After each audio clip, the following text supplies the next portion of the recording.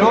And వీళ్ళిద్దరు తర్వాత భాగ్యశ్రీ గారు లేకపోతే ఇంకెవరైనా స్క్రీన్ దోచుకుంటారు అనుకున్నా, బట్ ఆల్రెడీ తెలుగు ఆడియన్స్కి ఆయన స్పీచ్తో బాగా కనెక్ట్ అయ్యి వెంకటేష్ గారు మీరు చెప్పిన ప్రతి మాట మీ స్పీచ్లో నిలబెట్టుకున్నారు. క్లైమాక్స్లో వెంకన్న సాక్షిగా మళ్ళీ ఎప్పుడైనా క్లాప్స్ కొట్టానన్న మీ సీన్కి.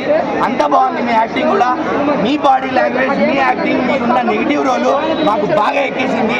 తెలుగు ప్రజలకి ఇంకొక యాక్టర్ గుండెల్లో ఉంటున్నాడు వేరే ఇండస్ట్రీ నుంచి, ఆయనే వెంకటేష్ గారు. సో సినిమాలో ఎటువంటి నెగిటివ్స్ లేవు. యా మేబీ కొన్ని చోట్ల గూస్ బంప్స్ ఎక్కువ రావాల్సిందేమో, ఎలివేషన్ ఎక్కువ పెట్టాల్సిందేమో, బట్ అదంతా పక్కన పెట్టేయండి.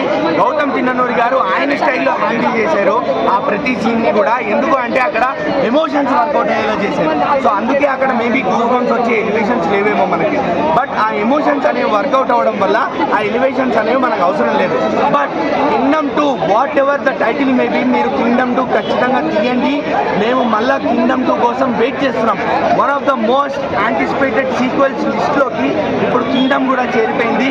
ద విజయ్ దేవరకొండ గారు, మీరు what a comeback, hats off to you once again.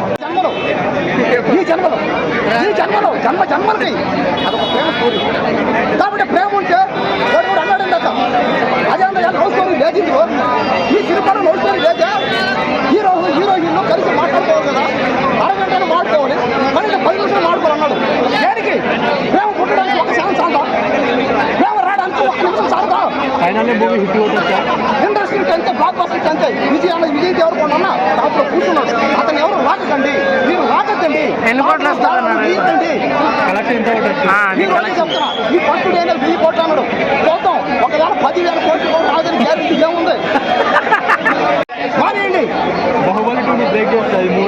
ఏమో చెప్పలేం కదా.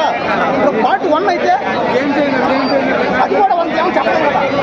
ఒక సినిమా ఇంకో సినిమా టార్గెట్ చేస్తే దాన్ని ట్రై చేస్తామో అట్టని ఆ